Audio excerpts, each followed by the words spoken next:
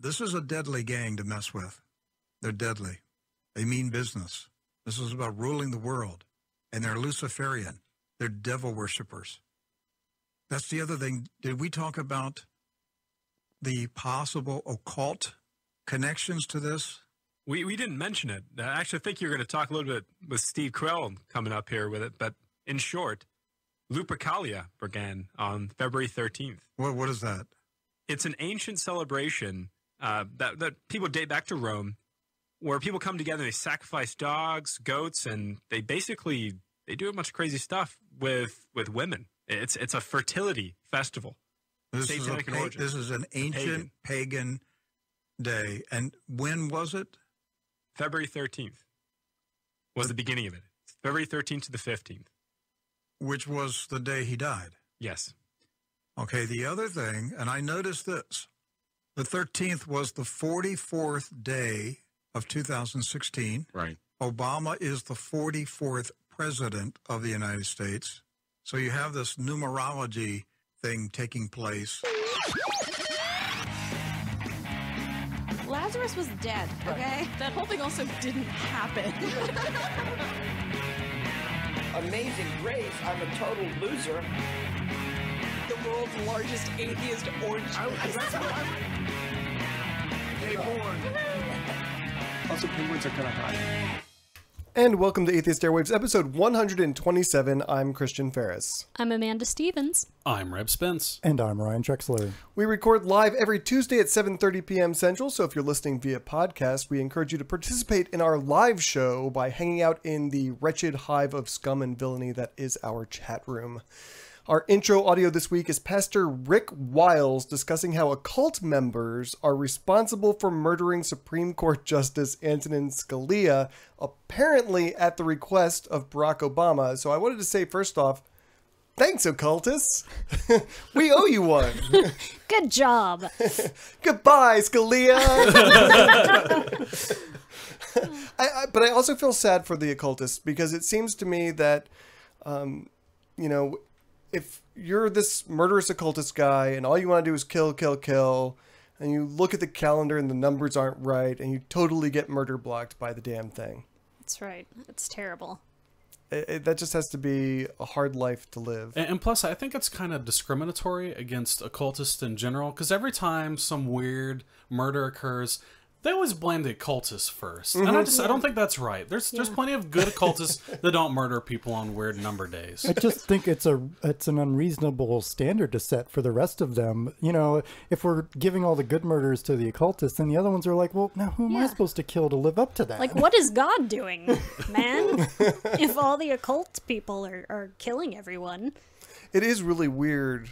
And I mean, I kind of grew up during the Satanic Panic era where, the occultists were doing everything and Dungeons and Dragons was going to destroy your soul and stuff.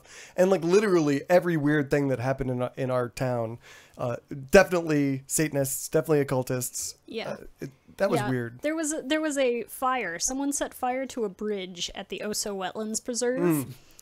This weekend. And two of the people at work today were just like, it was Satanists. They said it was candles, so they had to have left candles there.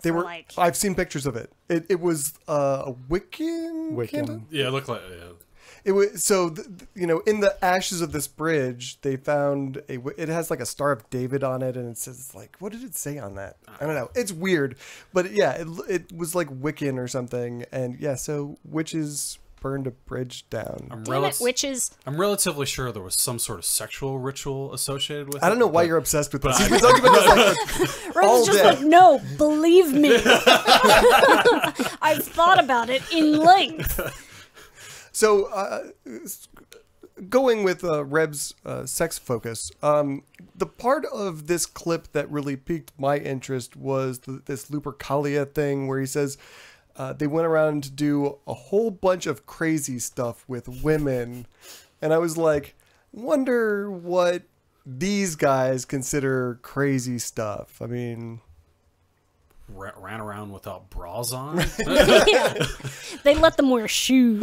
I was like, what could it be? Because it could be something like that. It's like, ooh, they touched them in naughty places. It was crazy. They might have had sex outdoors and not on a bed in missionary position. They let them read and speak their mind. Express their views openly in public. Terrible. And they went and voted early. Whoa, crazy. So anyway, I got some lotion and I got some tissues, and I thought, I'm going to do some deep research into what crazy things they were doing with women. I was really ready for some crazy shit, but I unfortunately have to agree with the Christians on this one. What they do in this holiday was pretty crazy, but not in like the fun crazy way, I guess. On the Harlequin crazy way. We may get back to Harley Quinn in post show. There was a raging debate about what we were talking pre-show in the chat room. But so anyway, basically during Lupercalia, dudes would run around the city naked. Some of them would wear like goat skin thongs, but a lot of them were just totally nude. Right. Those were the micro penis people. We are going to talk about that in post show. So basically, they would run naked through the streets, and then women would present their hands, and they would whip the women's hands with like leather whips.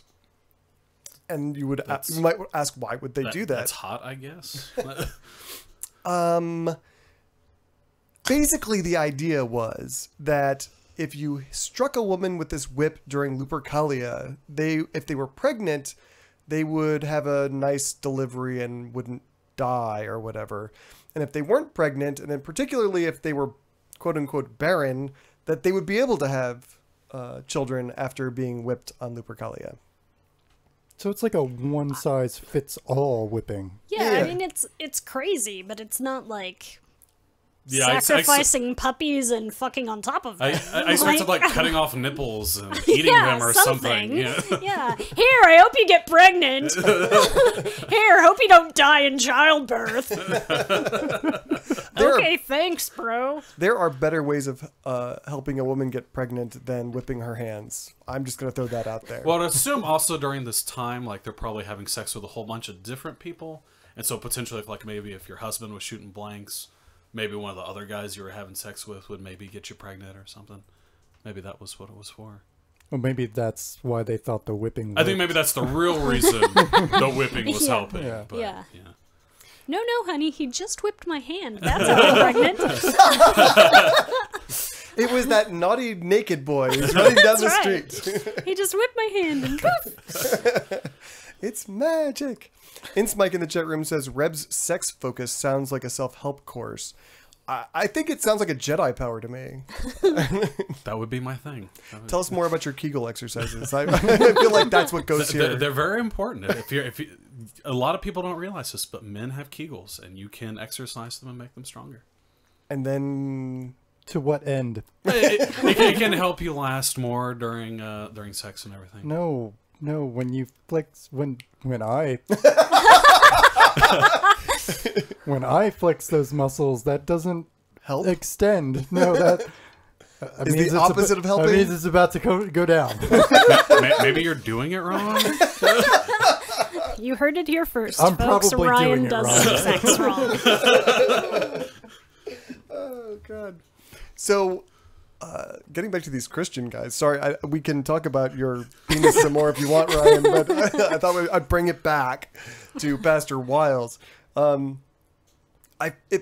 Listening to, because this clip goes on for like 10 minutes. They're talking about this nonsense, and it felt like to me that this is kind of a gateway drug, their Christianity. That like when you believe crazy nonsense like God had to sacrifice himself to himself so that he could give himself permission to not burn you forever if you don't believe in him.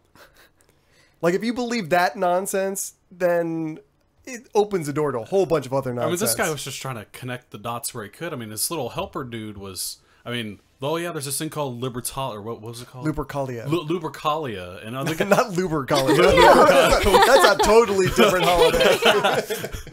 I mean, the guy could have just been making up bullshit, and he's like, you know what? I'm going to work this into my worldview, and now I'm going to make this a statement of fact that this is how one of the more powerful men in our justice system died as a result of some nefarious plan. It just, just astounding how. Look at these crazy coincidences that I'm going to hitch together. That I know nothing about. This random partner dude that's just telling me these random facts. It's like, what did it occur on? What time? How many people? When? What number? Oh, this all makes sense now. It's interesting to me also that they think that naked guys running around whipping women on their hands for pregnancy purposes is totally crazy. But all the other stuff they're talking about, oh, that's legit. That's totally There's safe. nothing wrong with that. It was the 44th day. You heard him. That's a fact. You can count.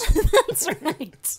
I had to get a friend to do half of it because I can't count that high. But, and the other thing that occurs to me about this is that believing that Barack Obama is a New World Order Illuminati occult member, good catch, who killed Antonin Scalia and left hints about it so that everyone knows that he can get away with it. That story is a lot more compellingly and possible. I mean, it's a lot more possible than the Christian story.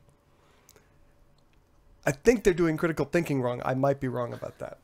Well, you know, because they keep on saying, oh, they found, you know, Scalia with a pillow over his head or whatever. They left it there as a statement. Yeah. And then apparently, like, the guy that reported that Poindexter guy, I don't know, what a weird name for someone to have. But, like, apparently, like, he clarified later on, it's like the pillow wasn't on top of his head. It was between his head and, like, the headboard of the bed. Like it would be if you were like laying on a bed. Yeah. Which it seems like that would be a really weird detail to report, but I don't know, maybe they got to him, right? That's right. Obama's mind-controlled occult. They're capable of anything. Maybe they whipped him on the hand. And That's right. Then they took his demon baby and left his corpse. But the political forums down here in Corpus Christi have been on fire with all kinds of conspiracy theories, especially about the pillow and the fact that they didn't do an autopsy on Scalia's body. They are nuts. This is also coming from the state that had Jade Helm. Right. Yeah. It was only thwarted by the inaction of nobody. Jade Helm could have been a thing if not for all those freedom fighters out there keeping them safe. That went and watched over them as they did their military exercises. Look, Dick Cheney shot his friend in the face, and that was, you know, a terrible mistake. Antonin Scalia dropping dead at a ranch, that was fucking murder. Right. Fucking Illuminati, man. I'll never understand some of these weird people that inhabit our world. Just I don't know how they exist and like lead productive lives. Like they go to work on Monday morning. Yeah. You probably have a friend that thinks this. On, oh my on your God. Facebook or After something. the Super Bowl, like I came in and you could hear people talking down the hallway. And they're like, if I had a bunch of dancers behind me and they were all white, that would be racist. So how come if Beyonce has a bunch of dancers behind her and they're all black, it's not racist? And I was just like, what are you talking about? I know. It's like, how do you function in society? I was like, what are you even right now? Although it really makes sense, like, behavior on the highway, given that story. I get it more now. I'm in all the lanes. Yeah. These are all my lanes. Beyonce. Jesus. It's all her fault. That song was so anti-police. Somehow. Yeah. I do love, we're way off the rails now, but I had this conversation with a woman and she was like saying, well, she was singing all the lyrics about the anti-police thing. I was like, what were the lyrics? I don't know. All the lyrics. All of them. Sweet Jesus. I'm sure it was like, fuck the police or something. No? Yeah, I'm sure like Ice Cube came out and did the chorus. Yeah. Ince Mike in the chat room says that if you get things, and he's talking about those things, exercised well enough, you can orgasm entirely hands-free. Don't ask me how I know this. He's talking about Kegels. That's, yeah, I know. And I'm just saying, like, you know, he's living the dream. Like, you don't even have, You have to put your beer down. That is the dream. You're right. That's like that SNL skit where Will Ferrell took a yoga class for like 10 years so he could learn to suck his own dick. I have not seen that. Was an SNL skit? Yeah. Jeez. He's just like bent over and his head is in his pants. He's like, I've worked for this a really long time. Just go about your class. So he made it. Yeah. There was a happy ending to that story. Yeah, like all the other dudes in the class are like, can I learn how to do that? Sensei, Yeah. teach me. Reminds me of it was a Looper skit on College Humor where like the guy goes back in time to suck his own dick, and then like a whole bunch of his copies come back, and they're like, "It's our turn." And it's he's like trapped his past self into this endless blowjob. Yeah. Wow, that guy must really hate himself, or really love himself. I don't know. That too. It's really If you get a chance, you should look up that College Humor skit. It's really funny. Everyone, favorite masturbation skits. Go. Oh, you know what? We need to turn off the censor. Yeah, in the can you chat really room. not say freaking? You can't say freaking in our chat room That with the is censor ridiculous. Wow. How do we... Exclamation, censor off. We didn't have anyone fuck in the chat room today. We've let Yeah, we did. ourselves Well, down. because Josh was messing with everything, and so like we didn't. Which have we totally appreciate. Oh, totally. He fixed all the things. See if you can see freaking now. See if you can say freaking. This was the runner-up to our intro audio this week, but Brian Fisher, Crazy Nut Job Christian radio show guy, announced this week that these crazy Christian guys are wrong, that Obama actually didn't kill Scalia. It was God that did it. God killed Antonin Scalia, and he did that because he wanted the presidential election to be focused on Supreme Court nominations. If you didn't know that it was focused on Supreme Court nominations already, right? That's your fault. Yeah, you weren't paying attention. Yeah. It's like God has ADD, and he was just like, he looks away for just a second and says, "Oh, I forgot to kill Antonin Scalia." I can think of half a dozen good ways of making an election about Supreme Court nominations without killing anyone, because I'm not a fucking psychopath dick. I could think of ways to do it with more killing. Because you are a psychopath dick. So when the God of the Bible, that job comes open. I'm just saying, like, everyone on the Supreme Court would be dead. That would be... Now everyone knows it's about the Supreme Court now. Not Notorious RBG. Come on. We'll see. Dude. I gotta send a message. A very, very important message. I will never worship you. I'll never join you. Never. All right, so before we move on to news, we got an interesting email from a listener this week that I wanted to read. Jason wrote, "Hi everyone, love the show. FYI, it was mentioned in episode 126 whether the nudes could be faked in the Deadpool movie similar to the CGI violence. While I don't think there were any fakes in Deadpool, nudes are sometimes faked in movies to honor actor contracts, as in the actor wears garments and the genitalia and other body parts are added in later. I am on a public computer right now, so I will not be searching for this or providing links." Good call. Yeah. So thank you for writing in, Jason. And let me assure you, we are quite adept at the Google foo. And so we watched a whole bunch of CGI nudes before the show today. For research. For research purposes, yeah. Hours and hours of research. It wasn't just ladies, it was also dudes as well. Yeah, yeah. Not on purpose, but that happened. Sorry.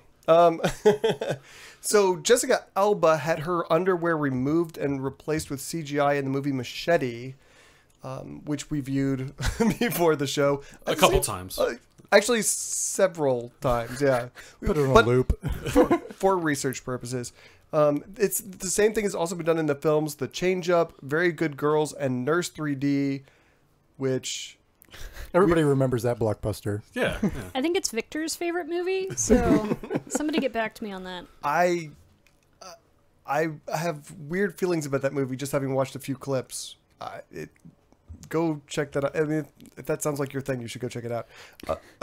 So people in the industry also say that it's been done in many, many other films. So we can confirm for the Deadpool-hating Christians, yes, you can have fake nudity like you have fake violence. We can... And it's okay to look at CGI boobies, right? Because they're not real boobies. I think I'm not sure that it's okay, but I'm pretty sure you can. It's still a sin in the heart, maybe not a sin of the eyes. If you're feeling lust for a woman who's not real, do you still have to pluck out your eye? I guess that's the question, because it's not real. This sounds like we're writing the lyrics to a Christian rock song right now. I'm just gonna throw that out there. Maybe you have to like stab yourself in the heart or the brain or something. I do feel like this is a slippery slope, though, because I feel like the singularity is near, and supercomputers are going to determine what the perfect butt looks like, what the perfect breast looks like, what the perfect penis looks like, and then everyone's going to have the same breasts, the same penis, the same butts. It's going to be so boring. Well, would you rather a supercomputer that can take into account all people's opinions, or just like a patriarchal Hollywood determining? It's going to be patriarchal Hollywood. No. It's going to be a patriarchal supercomputer. Yeah. That dude is going to hook us up. I've changed my mind. All hail the patriarchal supercomputer of the news. Oh dear. So I don't think I agree with that though. I don't think in the singularity when we're all uploaded to the patriarchal supercomputer, I don't think we'll all have the same physique and body parts. Right, I'll have a much bigger penis. Because whenever I'm up in the the he's a grower, not a shower. Because you're making up for now. Because yes. Like even very small. Muy pequeño. Shoo, small. Do Anyway, you want to say something, Ryan? Because people have people have different tastes and different opinions, and people are attracted to different things now. So I don't see why that would change once our consciousness is in a computer instead. Well, the computer will make it more efficient by, we don't need to make all these parts. We can just make the same part, and it'll just average it out. I don't think that when we're to the point of a singularity, I don't think memory capacity efficiency is going to be a problem. You don't know. Well, you think it'll be the same where they like Photoshop man's nipples onto women's nipples, and then it's okay. You don't have to edit it. You don't have to censor it anymore. Mike in the chat room says, I would think fake nudity is more about making the actors comfortable in this scene than protecting them, because really how different are butt cracks. So the first thing I want to say is Jessica Alba specifically didn't want to do nude scenes, which is why she had them digitally remove her underwear and draw in all of her good parts.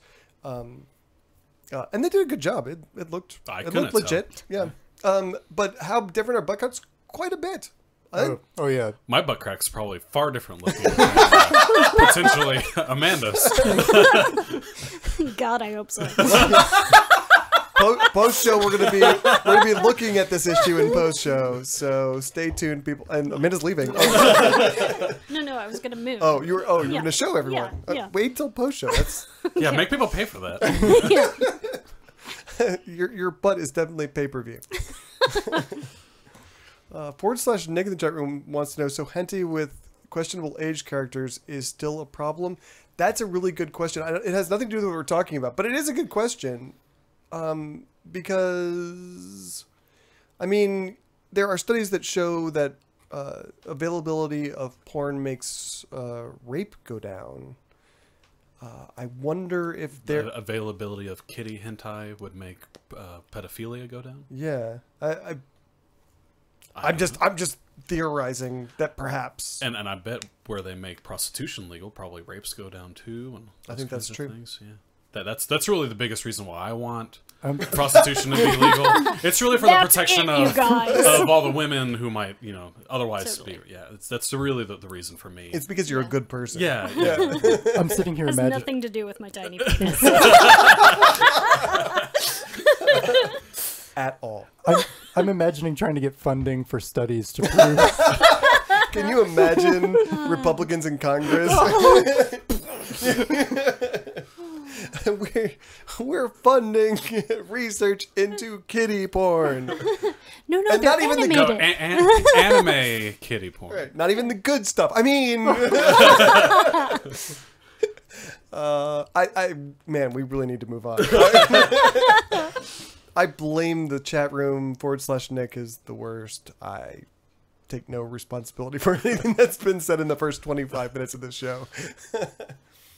Don't even read that. Do not look at the chat room. Don't go to YouTube and read the comment feed either, now that that's a thing. Right.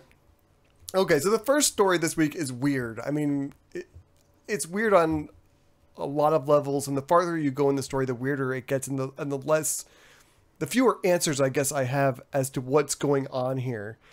A woman was in a Target store this week in Ohio, and she was going to the bathroom, pushed the door to the bathroom open, and as soon as it started moving, the door just rips open, slams into the wall, and standing inside the bathroom was Mark Howington, host of a Christian radio show.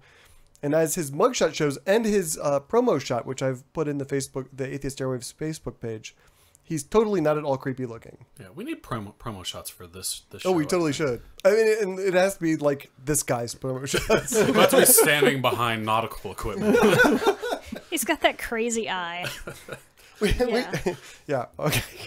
Yeah, he's got that one eye that points off in the other direction. Yeah. It's like clear. You look at this guy and you're like, something bad is going to happen. Yeah. They should have seen this coming. Anyway, I assume he was lost in the ladies' restroom, obviously. Clearly. Yeah. Okay, no, that's not what happened. No, okay. I personally assumed that he had asked, what would Jesus do? And the answer he came up with was hide in the department store bathroom, wait for a woman to enter, fling open the door, spank her on the ass as hard as you can, and then run, which is what this guy did. That'll teach her. Something. I don't know what, but it'll teach her something. Wash your hands next time. Jesus says, wash your hands. So he runs out of the store. She runs to security. I did want to ask Amanda a question, though. How many times has something like this happened to you? I mean, this happens pretty frequently to women, right? No. You like go to the bathroom and there's a Christian radio show host standing there. Not in my experience. Huh. Weird. So apparently this is not a real epidemic in this country. No. Okay. I can think of no times that I have been in a ladies' room and had a man come in, save for that time Justin walked in with the Dairy Queen. That sounds like a story that you should tell. That's the entire story. Yeah. It was after a volunteer event, and he just walks in and he looks at me and he goes, "Men." I was like, and he just wrong room. In Justin's defense, like the men and women sign were on these curved signs, and so the women's room was on the right, and so on the curve, all you could see was men. So he just saw men and went. He couldn't tell if it was a person in a cape or a person in a dress. That's right. That's right. So you're saying that this isn't a regular occurrence? Not that I'm aware of. Do you think that'll keep Republicans from making special laws about bathrooms? Yes, because it's a Christian, ostensibly straight man. Of course. So, right. So, yeah, it's totally cool. Yeah. Okay, so the manager comes up and they're standing at the front of the store and they look out the glass doors and they can see the guy is still in the parking lot. He's trying to pry open the door of a car out there. And so I wanted to offer a little bit of advice from Atheist Airwaves to all of you criminals out there on how you can be a better criminal. Have a getaway vehicle before you go and assault someone in a bathroom. That's solid advice right there. Yeah. I mean, and if you don't, flee the scene. Yeah. Or if you can't afford, insurance for a car, get a bike. Yeah. And, protect the environment. You get That's right. Do they not have buses in Toledo or wherever the hell? I'm sure Target sells those, wheelies, heelies, or whatever. There you go. That's all you need. Wheeled out of there. You can go pretty fast on those. Yeah. That's no joke. I do think that stealing a car was a good instinct because they have cameras and they might get your license plate number or something like that. So yes. So don't take your car. Right. Don't take your car and steal a car, but do it before you do your business. So the woman sees him and is like, fuck that guy. And she's like, I'm going to go get him. And the manager's like, well, that doesn't seem like a good idea. Maybe I'll go with you. And she's like, you do what you want to do, guy. This guy's going down. And then he's going to get the spanking he's never had. Yeah, and I got to go with the store manager on this part because I feel like chasing the craziest guy in in that zip code into the parking Maybe lot. not a solid plan. Yeah. Katie Scary says you could wear roller skates. Another valid way of But escaping. but then can you really get the same force behind your swing if you do that? I mean, when you're trying to get her in the ass, I mean, don't you kind of like... Well, can't you like push off a wall and then really get Yeah, that just good get momentum? some speed going and then... Okay, we'll experiment with that in the post-show. So they chased him all over the parking lot. He retreated into a store where they cornered him. And they kept him there for about 10 minutes until the police came. So when the police show up, they find that he has a screwdriver in his pocket. So he gets slapped with a concealed weapon charge. Although that seems to me like a concealed tool charge, but... I mean, when does a screwdriver become a weapon? Well, you could stab someone with it. Well, I know you can, but... I think they said that it was in his pocket and he had his hand in his pocket. So... Oh, okay. That's how I read it. It was threatening. Yes. Okay. Yeah. That makes more sense.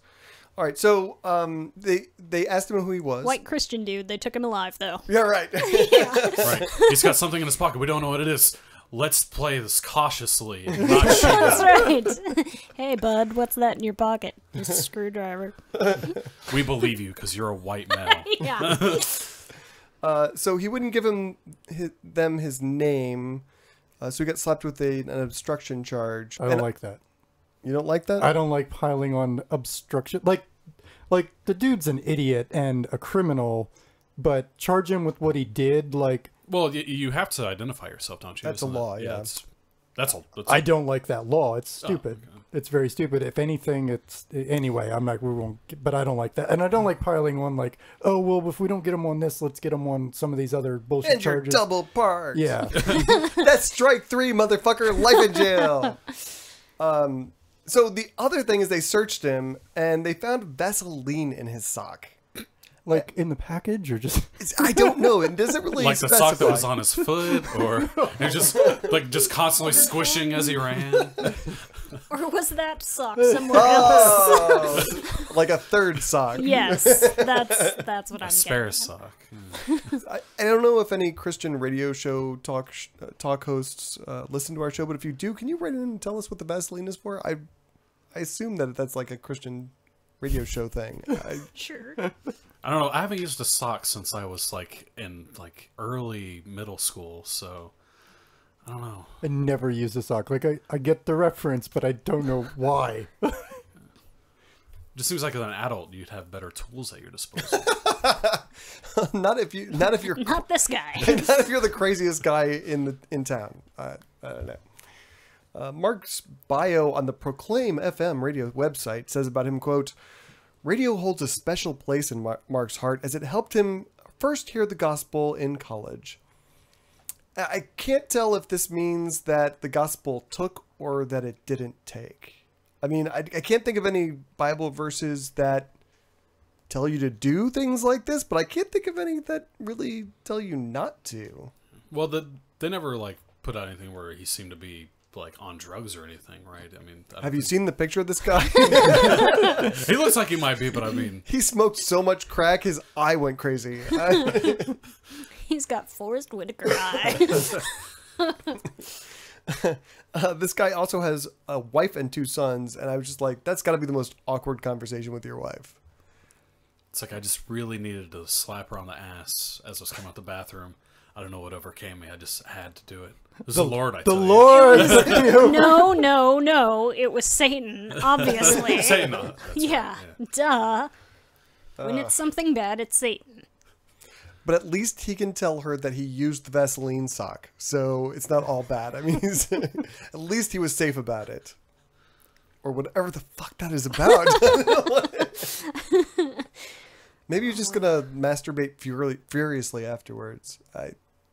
That's all I can think of. Like all that was him getting ready to go. Like that's the only thing that works for him anymore. Yeah. You see, he's gone so far down that hole that nothing works anymore. Yeah. He's just got to go slap some lady on the ass and then flee in a stolen car and just jerk off as the cops are going after him. I would go see that movie. of a sudden he's like living Grand Theft Auto. And then him and that other guy that took like 10 people to tase him to bring him down as they like meet up and they become like superheroes and shit. This would be great. This would be a great buddy movie. Yeah. Yeah. Whack off and the ass slapper. Oh my god. Oh Jesus. Okay, moving on. Archbishop Robert J. Carlson of the Catholic Archdiocese of St. Louis has disbanded the Catholic Committee on the Girl Scouts and sent a letter to all Catholic priests telling them to sever all ties with the Girl Scouts because they exhibit, quote, a troubling pattern of behavior increasingly incompatible with our Catholic values. Anyone want to guess what is making him so mad? These women's getting ideas. I figured he was really concerned about their safety and didn't want any of his priests to rape any of those little girls. That was my thought. If only. If only. It's like, we got a real problem with child rape with our clergy. I think we should just really separate ourselves from children's groups. Your children are not safe with us. Please keep them at home. Yeah, no. Brian Miller, who is with the Catholic Youth Apostolate in St. Louis, said that the Girl Scouts are guilty of pushing for values like same-sex marriage or the transgender issue that keeps coming up. That's something with our Catholic faith and the education of our youth. Obviously, there is a little conflict there. So, translating from Catholic to English, we don't like that they don't fuck with gay people or trans people. And why can't you guys be more like the Boy Scouts? You know what? I was a Girl Scout leader, and like one of the rules was that like gay, straight, whatever, you just did not discuss relationships with the girls. That a don't ask, don't tell. There was a rule, and like everybody knew. Oh, is this for the adults to tell kids about their relationship? Okay. Kids just were not to discuss it. Like if you had Miss Stormy who came along on all of the trips. It was just she was buddy. just Miss Stormy, your friend. Yeah. And she's really good at tying knots. I mean, we What are you and Miss Stormy doing? We're just practicing knot tying. Just practicing knot tying. It's cool, guys. Why isn't she wearing any clothes? It's a safety exercise. We're roughing it. That's right. But yeah, like as Girl Scouts, we all knew that certain camp counselors were gay, but just nobody talked about it. It was just Girl Scouts did not discuss it at all. So they couldn't be accused of being like, hey, you're promoting it. But would they do the same thing if there were two counselors who were married?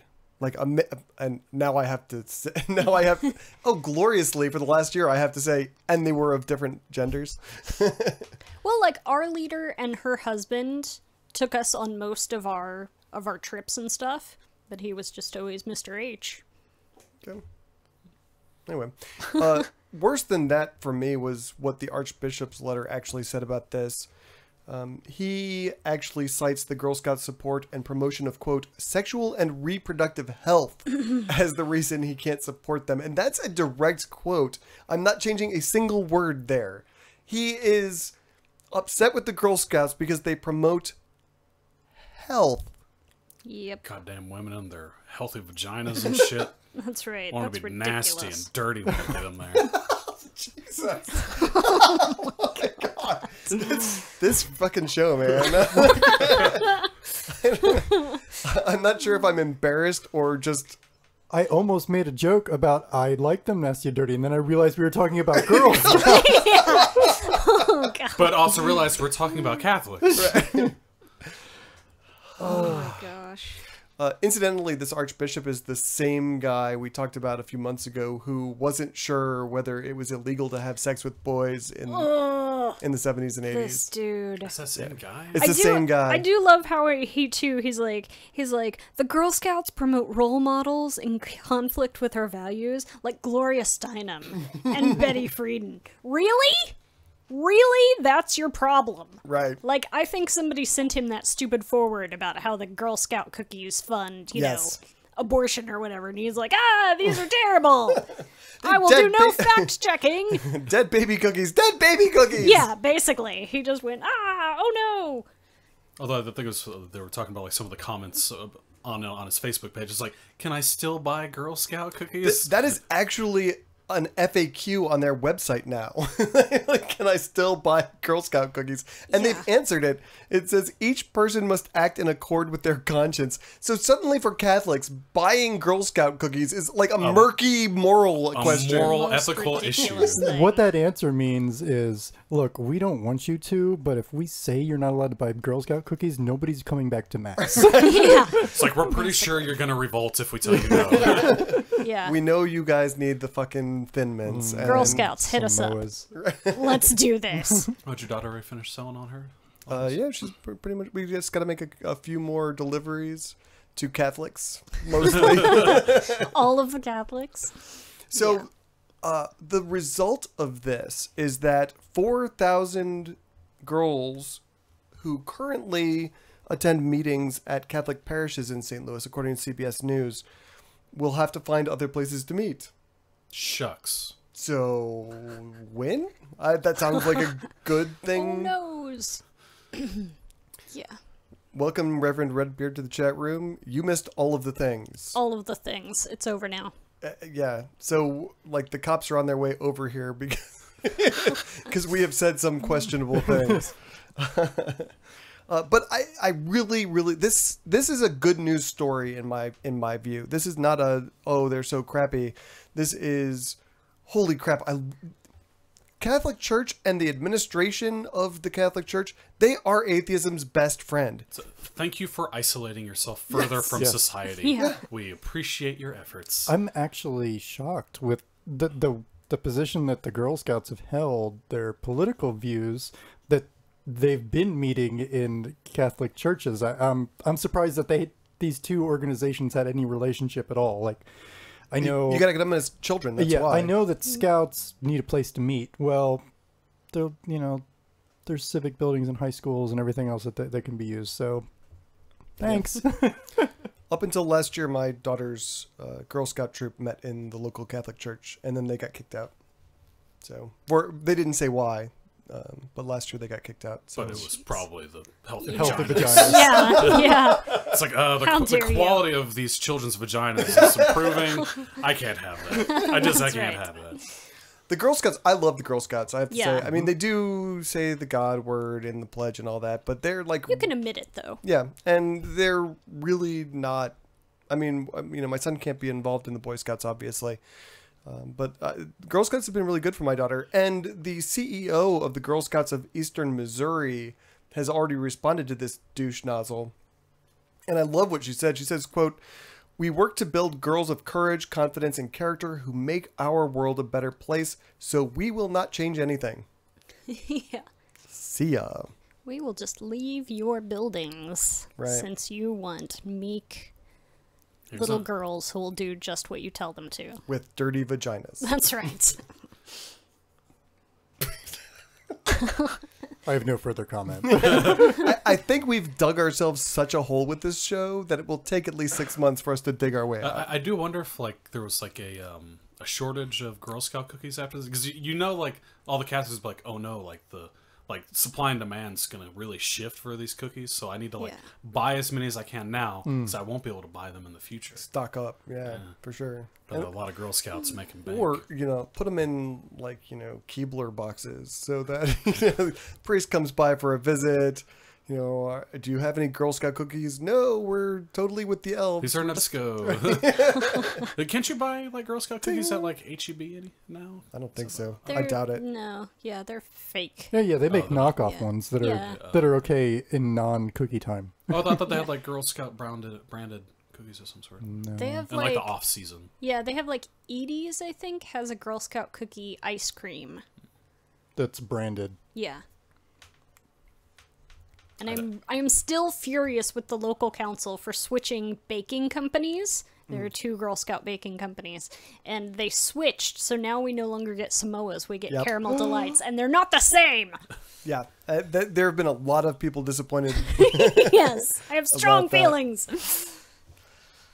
Katie Scary in the chat room says, I can see it now, the Catholic Girl Scout Cookie Police. That would be awesome. And like, if we could work that into the movie with Whack Off and And the ass slapper. the ass slapper. Whack Off and the ass slapper versus the Catholic Girl Scout Cookie Police. That's right. That's the movie I want to see. That's right. Corpus Christi Atheist meets every Sunday at 5:30 p.m. This weekend we will be meeting at B&J's Pizza on SPID, just east of Airline.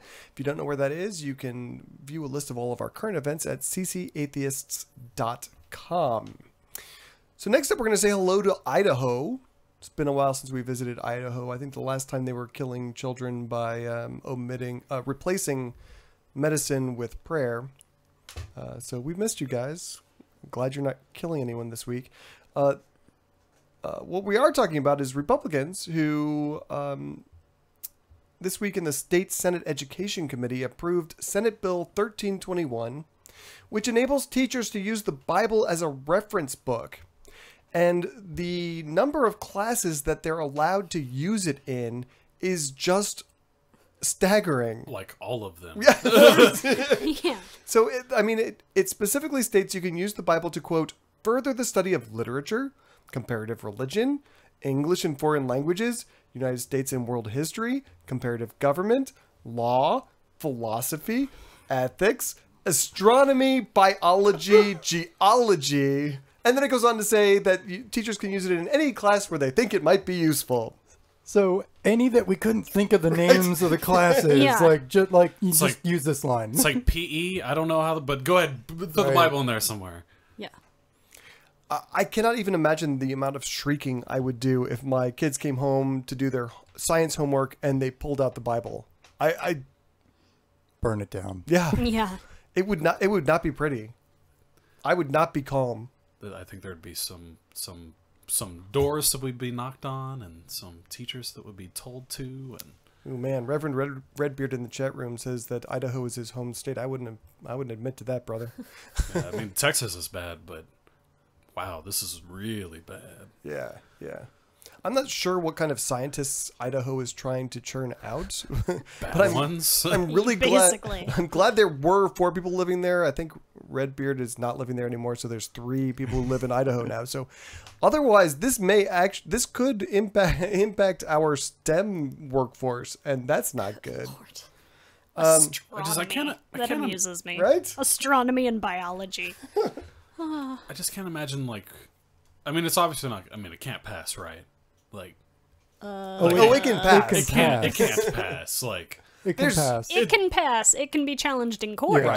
And there's no way that it survives. The lawyers have to at some point be like, "Whoa, come Nope. on, guys, Nope. come on." Nope. If this were a city Because council, I got taught out of the Bible too, right? If this were a city council, you'd be right. There would be, or a county, Because they can't board. afford all the legal battles. Well, and also because they're handling.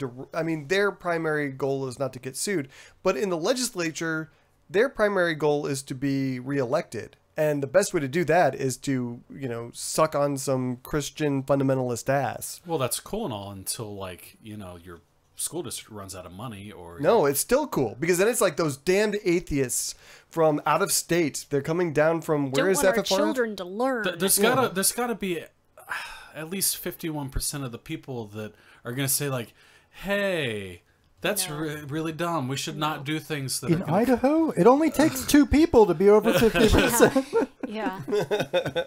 Yeah, I think you're wrong about that. That's like in Texas right now. There's infighting between 2 of the anti-choice groups, where the one group is saying we have to pass all of the anti-abortion legislation that we possibly can. It doesn't matter if it's going to be challenged in court. Doesn't matter if it's unconstitutional. Just pass it. Just pass all the laws.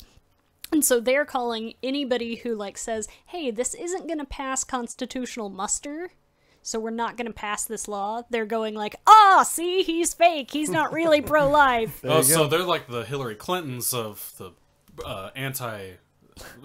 pro-life, and then the ones that want to just do everything. They're like the Bernie Sanders of. No, that's no. Yeah, the ones that just want to do everything, no matter whether it's going to happen or not. They're the Bernie Sanders. Yeah.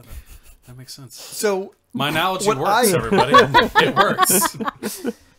So what I recommend in the meantime, when this thing passes, we need to identify a Satanist teacher who will bring in the satanic coloring book for a kindergarten class, because you open the door for the Bible. As long as there's everything else is fair game. As long as there's a page for each subject, right? It's like, here's the astronomy page, and this is the only thing I teach my whole class. We draw a pentagram. Yay! These are stars. Yeah. That would be great to send a bunch of Christian fundamentalist kids home with a star scene, and it's all inverted pentagrams. These stars are made from congealed blood of virgins. Yay! Oh, so great. Reverend Redbeard says they have a ton of Mormons there, so it might actually pass, and that they are 49th in education. Are we like 48? We were. 48, 47, right? Yeah, 40. Mississippi, I believe. Yeah. It's always Mississippi. Yeah. Mississippi or Alabama, one of those. Yeah, one of those. How do they wake up in the morning and put on their clothes and drive to work? It seems like they... Well, they're kids. They don't. It seems like they get on the bus. Well, it just seems like, I mean, those parents grew up in this. Like, how do they function in life? I just don't get it. Like, I can't. Like, how do they learn to drive or learn how to function basic? I watch a lot of reality TV. That's how they learn how to operate in society. Y'all. It seems at some point they'd make like a bad decision that would just end their life, and that would happen all the time. But there's a lot of them, right? Like, there's so many. Yeah.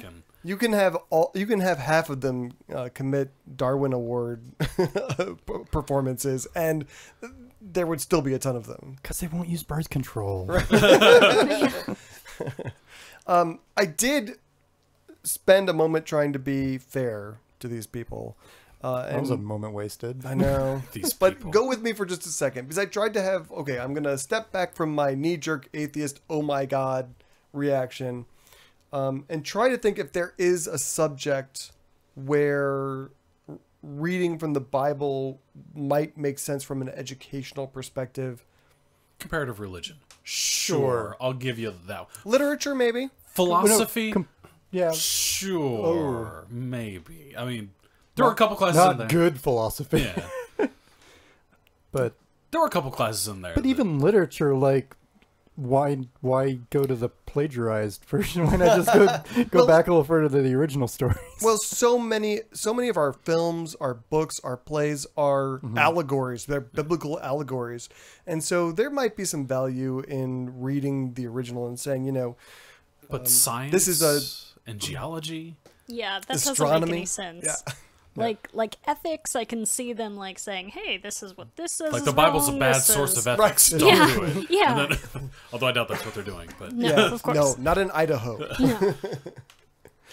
No.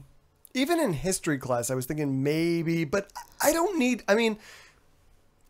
to read the Quran to understand what Muslims have done throughout history. I don't need to read the Bible to understand why Christians did the messed up things they did. I don't need to read the holy books to have it explained to me. Yeah, it's enough just to know they were Christians or they were Muslims, and then their culture did this during this time period. And if you need a little bit of reasoning, you can tell that, educate on tenets or whatever of certain religions. Well, they did this because they believe this, and that's fine. And there's arguments about how much of that you should be teaching at what age. But I mean, sometimes you have to know why somebody's doing something. Otherwise, it doesn't make any damn sense.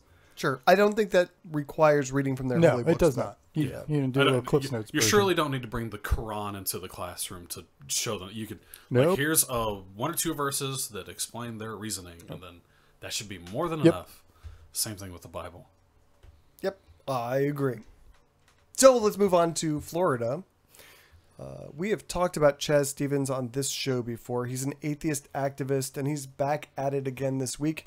So he basically goes from town to town, and anywhere they've allowed religious displays to be put up on government property, he puts up displays for his Church of Satanic Activism.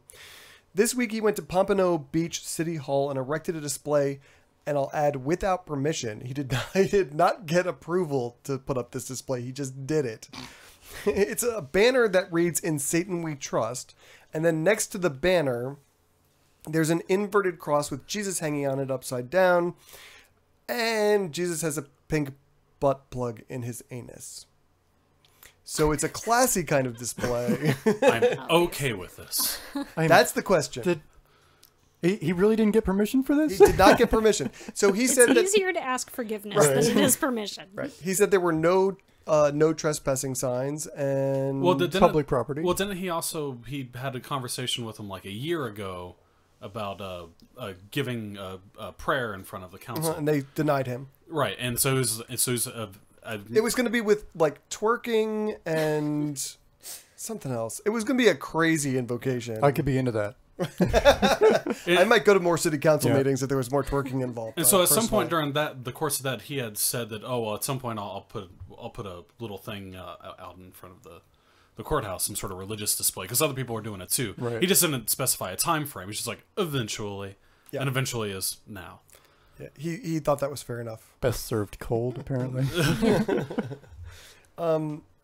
So there have been a mix of reactions from the atheist community. Reb's in favor of it.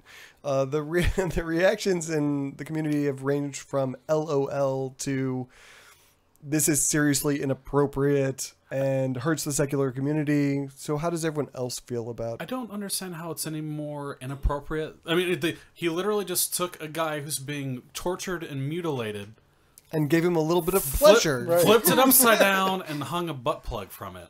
Like, it's no worse than what was already being displayed. I don't understand why anyone would be upset about that. Well, I mean, just the context of what it is. I mean, it's a man being brutally murdered, and all he did was inject a little levity into it. I'm sure that's how they're gonna take. Checked a little something into it. No, I don't have an. I don't care. I don't. I still don't care. Like, I agree with Reb that it's not any more ridiculous than an actual, what the original Jesus on the cross. I don't think it's any more ridiculous than that. I do wonder, like, do we have to be the bigger people? And I hate being the bigger person. I really do. Obviously. Reb's not the bigger person. We covered that earlier in the show. But like, in our position in society right now, where we're fighting for equal and fair treatment, right? Like, do we really want? Do we want to give them something to point to and go, see what they do? I want to be able to put my ludicrous stuff up there just as equal as they can. Right, and I get that. And that's why I said I don't really care. Well, Amanda, what do you feel? How do you feel about this? Yeah, it's not something I would do. Me neither. But I'm like, I wouldn't do it either. I don't. Yeah, I'm like, I guess I'm not that if you motivated. Want to do it. Yeah, it's not my thing.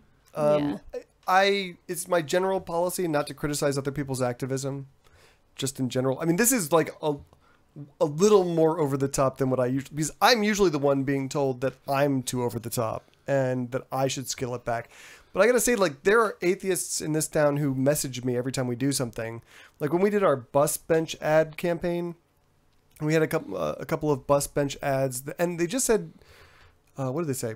Too good for goodness sake. Yeah, too good for goodness sake. It was meant to promote our volunteer work. Yeah. And even the word atheist was very, very small on that thing. But I got a message from an atheist in this town who said, why can't you just get along with everyone? Why do you have to be in everyone's face about it? I'm like, this is like the least offensive thing I've ever done in my activism. Do good stuff. Oh, you monster! Like, I don't know what he would say if I did butt plug Jesus. But I mean, that being said, I think it takes all kinds. You need the nice people. You even kind of need accommodationists from time to time. And you need the more aggressive people, the people who are willing to push the envelope, maybe even as far as the pink butt plug Jesus guy. I like Ford/Nick's idea. Like, just have like a Jesus on the cross pinata. Just have people go up there and just beat it with bats. You have to wear like that plumed Roman helmet. Yes. Right now, all the supplies are just there sitting. It's like, just dress up and just take and just stab at it for candy. I bet we could make that a thing in here. Oh, that would be so amazing. Oh, that would be so cool. We should go to a park and just Just do that. Just do that and just like watch faces around us. We like have a do park. that. Yeah. We have a park. We can make that happen. Oh, that would Do be that, like, so cool. Do that at Cole Park when they do the. And Justin's already got a fucking spear. He's got that fucking spear thing already. Oh my god, that's gonna be the coolest thing. We have to do that. We have to make literally we have to make that a meetup thing. We will make it so. I'm serious. But we have to bring cameras because cameras, yes. This has to go on YouTube. This is like millions of dollars in YouTube revenue. Okay, like who's gonna make us a Jesus pinata though? Oh, we can figure out how to make one. It can't be that hard. I mean, it's paper mache and like shredded bits of paper. But... Like you can't go. But I'm sure we can find it. Oh yeah, cross pinata may be difficult. I was gonna say you just go to the Trade Center and you no. But I bet you could find someone who's on hard times in the Trade Center who'd be willing to sacrifice their. It's like, oh, we're with a religious group and we want to have a cross pinata. We're not gonna hit it. It's just we want. It's a cultural. Could you just do that? Or you can just find like a Spider-Man pinata and just put that on two boards. And just beat the crap out of the Spider-Man pinata. So I'm gonna go with we're as bad as Chaz Stevens in terms of. So if you hate Chaz Stevens, sorry. I want to find a way to make this happen. So next cleanup, this is gonna happen. Whenever they get That is the opposite of cleanup. Honestly, a lot of the cleanup we do in that place is from pinatas. pinatas. Yeah, because there's a lot of pinata hitting in that thing.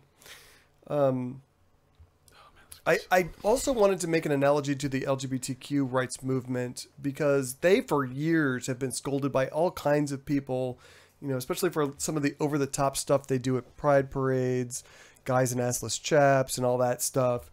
And that movement has been very successful in a remarkably short period of time in making great strides in equality and continue to make those strides. So I'm not entirely convinced that being over the top is at all counterproductive. It seems like an effective activism strategy. We're talking about it. Yeah. There were I've read stories about activists early in the gay rights movement who would like go to churches on Sunday morning and stand outside and like picket and stuff, and I'm like, let's do that for abortion rights too. Let's just. Sorry, I'm just trying to scroll up because people are laughing about some comment and I can't read what it says. Oh, it was a Yahoo answer. So. Yeah, it was a Yahoo question. I can't scroll. It sucks so bad. It said it was like actual Yahoo question. Where can I get a baby Jesus pinata for our Christmas youth group party? First reply, I think I just heard something. Okay. The other thing is that went through my mind about this is that one of the core missions of Corpus Christi atheists is to make atheism boring in this town. And, just by being so visible that people just get used to us and they're just, when they first see us, they're like, oh my God, it's a bunch of atheists. And then after they see us a few times, they're like, eh. It's like, oh, it's a bunch of atheists with a baby Jesus pinata. Just their normal thing they do, But I wonder if blasphemy of this level, like baby Jesus pinata or pink butt plug Jesus, if that also might have an effect of desensitizing them to blasphemy, and it might peel them away from faith-based epistemologies somehow. Get on the news and just say we were doing a reenactment. Well, because the way I see it, like I've Sorry, no. I just had this vision in my head of news crews, and there's the pinata Jesus, and there's people beating the shit out of it with baseball bats. Oh, I wish He wants to do it so bad. I want to do it too, Christian. You don't have to feel like a monster. Yes, you Pinky do. swear we're doing this. But to what I was like, I obviously don't have any like research or data to support this, but I would think like in the right, surprise, right? This is gonna be really legit. But I think like like in the Muslim world, like for so long they've had the ban against in any way showing any kind of images of Muhammad or whatever. That now if anyone does it, it really seems like a huge deal because it kind of is. No one does it. Whereas in America, since we don't have these anti-blasphemy laws, people can say bad things about Jesus, and they can say things that are blasphemous and draw pictures and make piñatas and beat it with sticks if they want. And because we have never given such a huge respect to religion and from a speech perspective. Okay. I was going to say, whoa. But, okay. That's what's allowed us to do that without, getting shot for, drawing pictures of Muhammad. Heads aren't being severed over this stuff. Because they've been desensitized to it, whereas, with Muhammad, they haven't. Yeah, and that's kind of what I was talking about. I also think that nice atheists should maybe look at Chaz Stevens like this. Without people like Chaz, no one would ever call you one of the good ones. You would just be another atheist asshole. But then there's guys who are in parks beating baby Jesus with baseball bats and spears. And that enables you to have your ego stroked by Christians who are like, oh, at least you're not pink butt plug Jesus atheist. You're not one of those militant atheists that dress up like Roman soldiers and stab Jesus piñatas. So you're welcome.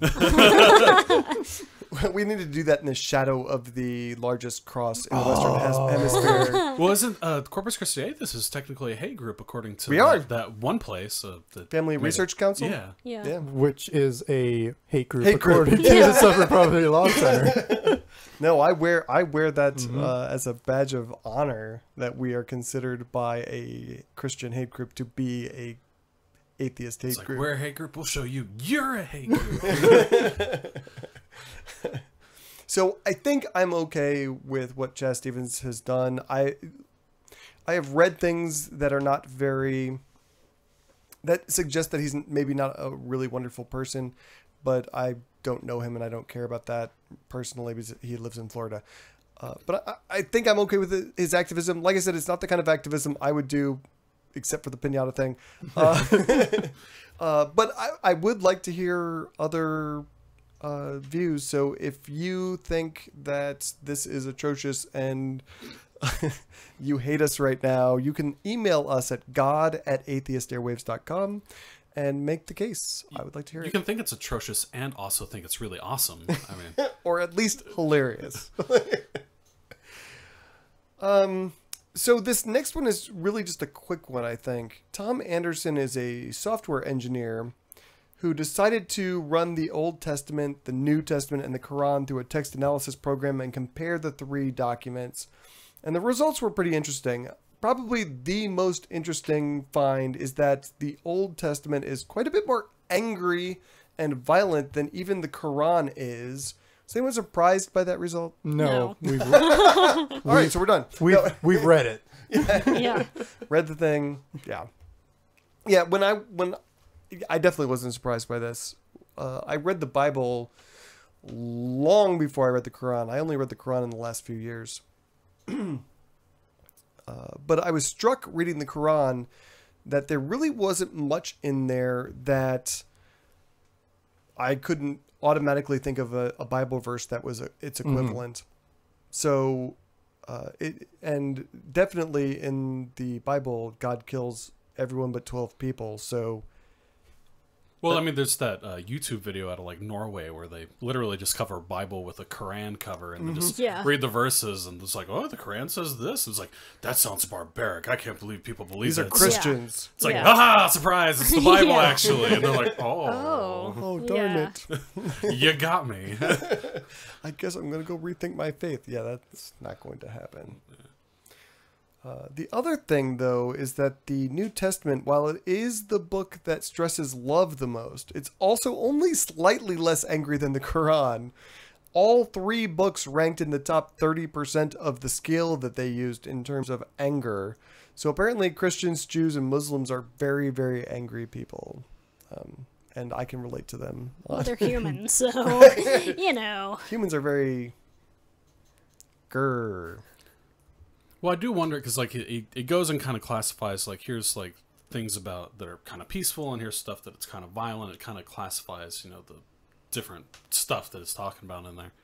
And because I know like the Qu'ran, it talks about it's like, oh, he's the God of love and peace, and it kind of repeats that like kind of over and over again every time it references. Right. So I wonder if maybe that skewed it a little bit. Maybe because it also said that the Quran was the most merciful because it uses mercy over and over and over and over. Yeah, the Allah, the most merciful. Right. And so, and he specifically said that he considered removing that because it seems like just kind of this mantra, but he's like, well, if that is the attribute that they're most frequently associating with their God, then it's probably unless they're like, he's going to grant you the mercy of death. Well, but that's my question, is that they say mercy over and over and over again. That's not what comes to my mind when I think of Islam and Allah and the Quran. Having read the Quran, mercy is, I mean, go out and slay the non-believers wherever you find them. That's not a lot of mercy. So you're saving their souls a merciful existence. No, you're sending them straight to hell. Yeah. Because I mean, the Quran is, of the 3 books, the Quran is the one that actually describes hell in the most detail.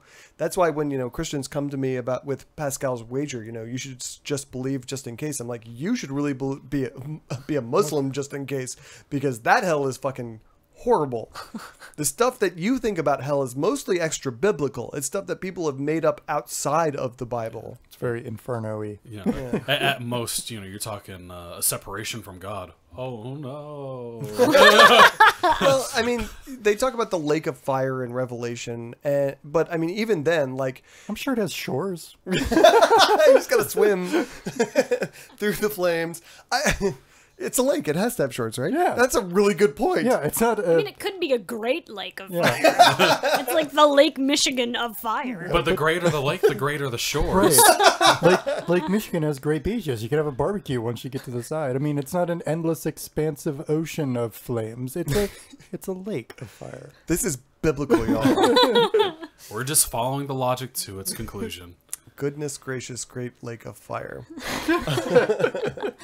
But I mean, as awful as the visual of being dumped in a lake of fire is, that would be preferable to what is detailed in the Quran, which is like, being burned alive, your skin regenerating every day so that they can do it again, pouring lead in your ears, lots of really fun. I mean, it's a little bit like Disneyland. The Disneyland of torture. Yeah. Regenerating sounds a little bit like Deadpool. There you go. Mm-hmm. And that's pretty awesome. Mm-hmm. There you go. Sign me up.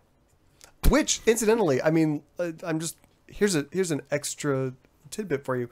I was so happy to learn yesterday that Deadpool just passed The Passion of the Christ for highest grossing R-rated movie. Yes. Oh, yes. Yay. So much faster, too, honestly. I was going to say, it's only been out for a week and a half. Yeah. Deadpool is greater than Jesus Christ. That's right. The Bible is the the best-selling book of all time. Deadpool is beating it in the box office. And there's so many similar. They both rose from the dead. They both have like holes in them. I just thought of that. He gets shot in the hand. He looks at the guy. He gets shot in the butt too. Yeah. Butt plug. Oh man. There's a remarkable amount of similarities between Deadpool and Jesus. Especially pink butt plug Jesus for sure. Reverend Redbeard in the chat room gives us a Mark Twain quote: "Go to heaven for the climate, hell for the company." But if you can get to shore, and eventually you can, right? Apparently there's barbecues there. There's plenty of fire. And meat, apparently, to be barbecued. So. I mean, you're in hell, you might as well be a cannibal, right, at that point. I have no issue with that. I'm just falling to the logical conclusion. That's what happens when you start with a shitty logical basis. So, in other results from this study, the New Testament also beat out the Old Testament and the Quran for joy, trust, and fear. It's very bipolar. Yeah. Oh, that's really controlling, right? I mean... Fear is the heart of love. Yeah. Jesus basically made up the whole getting set on fire thing. So, I mean, the New Testament did. So, I mean, that's the heart of Christianity is fear. I mean, Well, you know, the guilt, yeah. believe in me or I'll set you on fire forever. That's the basis of all religion. Fear of the unknown, the afterlife or other unknown. That's the basis of all religion, is being afraid. But Christianity is doing it better. Super good. Yeah. Well, isn't Islam doing it better though? They have more adherents than They're Christians. not afraid of. Well, maybe they are. I don't know. I would as a Muslim, I would be more afraid of the members of the church than I feel like Allah or Muhammad. Well, I feel like Islam's using the carrot and the stick. You know, they got the hell thing, but they also got the virgins thing. So I mean, kind of a little bit of both. Whereas with like Christian hell, it's like you got the fire thing, or you have you get to pray to God for eternity thing. Does heaven sound that great in Christianity? It really doesn't. Seem really fucking boring. It does not seem attractive at all. I mean, I think they probably describe hell a lot. They don't describe hell at all in the New Testament. Basically, I mean, like Lake of Fire is about it, but they describe heaven not at all. They just said, "Oh, you want to be at the right hand of the Father. That's where you want to be." And you're gonna like pray to him all day and just I there. I envision the Christian heaven like everybody standing around after a lobotomy and just being. It'd be like the set of The Walking Dead. Because I know when Basically, I was younger, and you'd have the preachers be like, there's gonna be fishing in heaven, and there's gonna be mudding in heaven, and you're gonna be able to go and drive your truck and all this stuff. It's like, no, Texan heaven. Jeez. That's not what the Bible says at all. You're dumb. I hate that. That's not heaven. That's Beeville.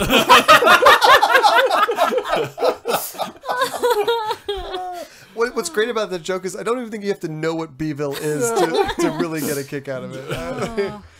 I did also wonder, what was the name of the software they used? Odin Text or something like that? Yeah. I wondered what would be the result if they fed the transcripts of our show, 127 shows into this thing. So much awful. First, somebody would have to transcribe 127 shows. Well, they have computers that will do that Not for it. you. Better or worse than more violent or less violent than the Old Testament? More. I think it'd be less. I think it'd be less violent. I think it would be mostly sex and outrage. That would be, we'd be maxed out on the sex and the outrage. Lots of stuff about the Pope. Right. A lot of butt stuff. See, I said more because we talk about a lot of stories where bad things happen to people or whatever. And that is a caveat of this research. It's very surface level. It's like we're just looking at the words. It's not going deep into context of what they're talking about. Like you said, it's like we're mercy. Like you're not looking at the mercy of death. So it just sees mercy and it counts it as we're doing sophisticated analysis as opposed to espousing these ideas most of the time. Or we're gonna we're gonna stab Jesus on the cross pinata. With a spear. But we said it with a smile on our heart, though. Before we move on, I wanted to talk about some upcoming events that CCA has going on. And even before we talk about upcoming events, let's talk about events from this weekend. Anthony Magnabosco came down. We have been reading A Manual for Creating Atheists by Peter Boghossian, and he first stopped by to sit in on our book club chat where we talked about that, which was pretty awesome. Yeah, it was. And his presentation I thought was far improved from the first time, and he had some really great information in there. Yeah, and even like kind of tailored it for the audience and the and the club that he was speaking to. Yeah, I thought that was awesome. I thought it was really brave what he did because he asked for access to the SSA group, the private SSA Facebook group, and it was being co-hosted by Individuals for Free Thought. And he went through and he put up some comments about that they had said it. I'm glad he kind of softened it a little bit by saying, yeah, it's okay to vent in a private space, but let's talk about how what kind of responses could have been constructive to actually help this person who this street preacher that they were just completely flaming, which happens in our group too. Yeah. So I get it happens. I'm pretty sure in any private atheist group. Yeah. But I think that it really, it made you think, and it, rather than being angry and assaulting that guy, it really did make people, I think, stop and think, okay, how can we be more effective? And he's like, maybe this guy, maybe this guy needs actual help. He may be a victim of religion. I really enjoyed the presentation myself. Then we went to see Deadpool after that, and then oh man, we got to go see the nudes. We got to go see the nudes in Deadpool. Yeah, the one nude apparently. I was gonna say, like, last week before we saw it, Petey had seen it, and Petey was all talking about, all the nudity and blah. I was like, where's the nudity I was promised? There were a pair of nipples for half a second. That was about it. Petey really oversold the nudity, and it left us all a little empty limp. inside. Yeah. I mean, disappointed. I do want to say that I love that movie. It was so much better than I was expecting. I expected to be like, that's all right. But I really, really loved it. I almost didn't go. I almost got my arm twisted into going along. I'm glad I did. I think the only other unusual thing we have coming up is we're going to be doing a donation to the women's shelter. You want to talk about that a little bit? Yeah. Easter's coming up. We always collect donations for the women's shelter. The kids at the shelter need Easter baskets to, just have a happy little day.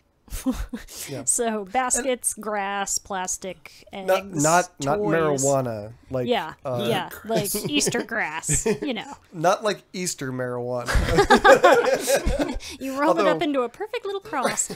No, just anything you would normally put in an Easter basket, candies and little toys and things. There's a custom piñata maker here in Corpus. Oh my gosh! Do you think they'd like a baby Jesus piñata? We should donate that. Oh my gosh! We need to do it. Okay, and also, of course, Bowl-a-thon is coming up. Oh, yes. We again have a team this year. We are bowling in Austin to benefit Lilith Fund, and our team this year is the Vovolini. Woo! So named after the that too, after the group of warrior women from Mad Max Fury Road. Okay, go ahead. What? And Lilith Fund is? Lilith Fund is an organization that helps Texans pay for the abortions that they need. And drives them. And yes. Gets them there, gets them a hotel room if necessary, because Texas makes you wait like 3 freaking days and stuff. I don't think a lot of people know how big Texas is, and especially for poor women to have to endure those waiting periods and to have to drive. Yeah. It's hard. I mean, Texas is bigger than most countries on this planet. Like, we're bigger than England. Yeah, there's a documentary that just came out called Trapped, and they talked to one of the administrators of an abortion clinic, and she says, this girl drove 4 hours from the valley to San Antonio. She was 13, a victim of rape, and she got to San Antonio, and there was nothing that she could do. Like, it was too far along or whatever. She said, so we just had to turn her away, and that's the increasing circumstance that Texans are finding themselves in. It is a sad state of affairs that the decision whether or not to have an abortion is not the most difficult part of getting an abortion. Like, and or it might not be, or that there are added difficulties in that. Like, once you decide, okay, I'm going to do this, and then you can't get access to it. You can't get there. You can't afford to get there on 2 different days. Yeah. There was another call in that documentary where this lady says, I'm never going to be able to get to your clinic. I'm never going to be able to afford that. So I'm going to tell you what I have in my kitchen cabinets, and you tell me what I can do. Holy shit. Holy shit. I don't know what you say to that. Yeah. Yeah. It's heartbreaking. Yeah. And I've read stories about women starting to die again from that kind of homemade abortion thing. Yeah. So we will post a link to the team page on the Atheist Airwaves Facebook page. So please donate if you are so inclined. I donated $6.66 yes, you to did. Petey. Yes, you did. Good job, Reb. I don't know if on this topic, I don't know if anybody caught Last Week Tonight with John Oliver this week. He actually did. I've got it saved, but I haven't watched it yet. He did basically the entire show on restriction of access to abortion, like the whole show. So it was really good. It was a long form piece. Yeah. He does everything, basically everything he does is long form. So we have a few hosts from Atheist Airwaves on your team, right? There's yes. You, so far, it's me, Susan Turpin, Petey, Alfaro, Jordan. Jordan has Sims. Jordan done it? she won't be on the show. She says she's got public speaking things. So. All right. And then we have a teammate who joined our team last year once we got to Austin because his team just didn't show up. Aww. So I friended him on Facebook and I was like, "Hey, guy." Is he gonna do the Mad Max costume? He's gonna be Max. Yeah. I was just thinking when I saw this on Facebook when you were doing it, it's like someone has to show up and be Mad Max. He didn't want to do drag as a Vuvolini. I would like to do that. I'll let him do what he wants. I'm not the boss of him. All right. So patreon.com/Atheist Airwaves. If you would like to contribute to our show for as little as $1 an episode, you can get access to our post-show content. Tonight, we're going to be talking about Hitler's micropenis, which I have no idea what we're talking about, but I'm looking forward to hearing about it. We're going to be talking about atheist activism and moral courage and God-inspired stalking. So you can get access to that part of the show by donating or just show up on Tuesdays at 7:30 p.m. Central, and you can get access to it for free and entertain us in our chat room. Our last story for the night. Reverend Frank Pavoni is a Catholic priest and the director for Priests for Life, an organization that currently has a lawsuit in front of the Supreme Court because they don't want to be forced to opt out of providing contraception to their employees. Pavoni wrote an op-ed piece for the Religion News Service, and I just wanted to mention that the site Religion News Service makes people think, they're actually a really good site. I spend a lot of time reading. I have their feed in my phone, and I read a lot of their stuff. It's really pretty fair stuff. It's religion news, not religious news. Yeah, exactly. So Pavoni's op-ed piece was entitled, "Why Obamacare's Contraception Mandate Hurts Minority Religions." I marked it for possible use in the show this week. And usually after I read it, this is the kind of piece that I would have just deleted from the show because I was like, okay. But I thought rather than just dismissing it, I'd keep it and ask all of you if any of you understood one fucking word of what this guy is trying to say. It was funny because he makes a point about Orthodox Judaism, where they can't turn on a light switch on a Sunday. And he says, see, this judge didn't know, and so it's going to be a major thing. It was a Fifth Circuit Court judge who said that he could imagine that there were activities that no religious person at all would ever object to. And he uses an example, a law requiring you to turn on a light switch every day. And he said no person could have a religious objection to that. And the Jews are like, Sabbath. That's kind of our thing. Yeah. And at first I was like, oh, that's actually a good point. This judge is completely ignorant of basic religious knowledge. But then the more I drilled down into it, I was like, this would just be taken care of by filing a brief and saying, actually, this is a violation of our religion. And quite clearly, I think a reasonable accommodation could be made for a dumb law like that. Well, and to be clear, this whole thing is talking about the healthcare mandate and what the employer should have to pay for. Lights, turning on and off light switches has nothing to do with the healthcare you provide to your employees. It's not just about that. It's also about the religious exemption from the mandate and what you have to go through to qualify for that exemption. Right, but that's all for healthcare stuff, not for light stuff. Right. To make it analogous, you would have to say that, the Jews would show up and say, it's against our religion to turn on light switches on Saturday. And the government said, oh, that's fine. We'll get someone to turn it on for you. You just have to tell us that it's against your religion, and then we'll do that. And they're saying, no, we can't tell you. That would be immoral. It's like, and that is what the lawsuit that the Priests for Life filed is about. Because originally they said, you have to fill out this paperwork saying that, you want the government to supply this for your employees, and they freaked out. And okay, And this goes back to the Hobby Lobby decision. yeah, same thing. They just consolidated a whole bunch of people issues together. Damn you, Scalia. And so the government changed it to, you just have to tell us that you object on religious grounds to providing these sorts of things to your employees, and that's fine. We'll take care of it for you. We got it from there. Right. Just say we're religion, say the R word, you're good. And this guy says that that would also be immoral. Telling the government that they reject on religious grounds.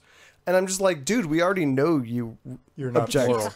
Like, if that's a sin, you're already going to hell. Yeah. So It reminds me of, you remember, okay, this is going to sound crazy, but in the old Star Trek episode, like, the Vulcans were very, like, private, and they didn't want to talk about their business, and then Spock goes into heat. right. And he's just like, no, I'm not talking to Punvar? anybody. Yes. He's like, no, I'm not talking to anybody. And they're like, we can't help you unless you fucking tell us what is happening, because we have no idea. That's what it reminds me of. They're ragey Spock. Basically. Catholic Church is ragey Spock. Well, and also realize this is not like them saying, oh, we don't want to have abortion, so we're going to do a piece of paper, and then now you guys are going to force abortions on us because it's we don't want to provide abortion, monies for our employees. And so now the government's saying, that's fine, we'll take care of your employees for you. It's these religious institutions that are saying, we don't even want our employees to have abortions or to get birth control or to get anything, which is the definition of pushing your religion on other fucking people. And it's so, because you can't, that is just so fucking aggravating. Yeah. I mean, literally, he has no point, which is why I read it. And usually I would have just killed the story because it's not an interesting conversation to be had usually. Except that basically what their argument is not that, somehow they're being forced to do something wrong, but they really don't want their employees to have access to any of this stuff. They don't want them to have access to birth control like pills. us or anyone who's associated with us. like, Nobody can help. Like, she works for us, we own her vagina. Exactly. Yeah. It's like, you don't get that right. Right. Just because you're someone's employer doesn't mean you get to decide what kind of health care they get or whether they can wear a condom when they have sex. You don't get that fucking advantage over them. And as we have noted over and over on this show, even among the faithful, the Catholic faithful, over 90% of Catholic women utilize birth control. So stop kidding yourself. You don't even have control over your own adherence. They ignore you on this issue, as they should, and they should walk out as well. But how can you honestly say, especially these organizations where they're not religious organizations, they're just run by religious people, and so they're not even allowed to discriminate against people who don't follow their faith. And like, I don't care if you're an atheist or a Jew or a Muslim, you have to follow our rules regarding your body. No, sorry. And that's really the problem with the whole religious exemptions. I mean, the guy talks about in his opinion piece is like, well, you got to make sure you take into account all the different weird religious things so people might believe. And that's not an argument for why you should get religious exemptions. That's an argument for why there shouldn't be religious exemptions in the first place. You should have to just provide the basic health care that everyone's supposed to get.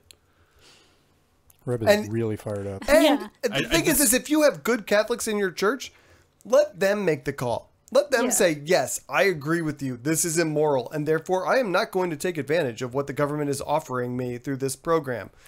That's it. Problem solved. It's just this whole case just pisses me off to no end. I can't fucking abide. I have to say that, we have, through the course of this episode, solved this problem. But even if no one listens to our show, the death of Antonin Scalia, I think, has solved this problem for everyone. And so later this summer, Pavoni can go hit a Jesus pinata with a pink butt plug and have fun doing that. The rest of us are going to have health care. Thank you for listening to Atheist Airwaves, sponsored by Corpus Christi Atheists and the South Texas Coalition of Reason. If you would like to compliment, it's us actually today, 3rd anniversary of the formation of South Texas Coalition of Reason. Yay us. If you would like to compliment, complain, or make a suggestion, please write to us at god@atheistairwaves.com, and God will forward your email on to us. Thank you to Tombstone to Deadman for our outro music. If you would like to contribute to our show, patreon.com/atheistairwaves. Thank you to everyone who signed up this week. We love you. If you would like to get get access to our post-show content for as little as $1 an episode, you can go there. Tonight we're going to be talking about Hitler's micropenis. I still don't know what that means. Atheist activism and moral courage, and God-inspired stalking, which is a religious problem that I was not aware of before. We will see you guys 1 week from tonight, 7:30 p.m. Central next Tuesday.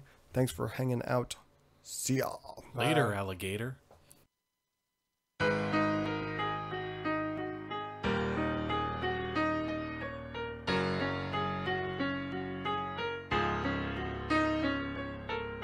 My tolerance for ignorance is non-existent. Why resist it? Because faith-based claims can't go the distance. You either want to stand up for reality or surrender to the fantasy. But either way, don't care if people mad at me. My criticism's so much bigger than religion. It's about the fact that they're lacking in total skepticism. These days it kind of seems like being skeptic is a negative. So my position is that faith's a type of mental sedative. The type of things I rap about are really not cerebral. There's just an overabundance of really stupid people who get offended when I challenge all that sacred shit. Fussing, complaining, but then abstain from debating it. They want me suppressed, so they try to say that I'm obsessed. That knee-jerk reaction whenever they hear my views expressed. Some other ones that ain't blind sit on the sidelines, too scared to offend, but then defend all those dumb lies. You really think these things see you in a different light because you the type that's passive, you're favorable inside their sight? You really think they think that you and I are not alike, and that they don't imagine you burning hot in the afterlife? To them, you're just a sacrilegious blasphemy, a tragedy, a heathen who doesn't respect his holy majesty. My contention, you're respected on condition that you never contradict them or speak against their convictions. So this is where I'm making my stand, and now regardless who don't like it or how they get mad, see why the rest of y'all capitulate and go with the plan. I'll be beating on this wall until I'm breaking my hand. So listen while I state official policy. No matter how I'm threatened with hell, then never silence me. I know that you don't see this as imperative, but I refuse to lose and let the stupid frame the narrative. This is a deadly gang to mess with. They're deadly. They mean business. This is about ruling the world. And they're Luciferian. They're devil worshippers. That's the other thing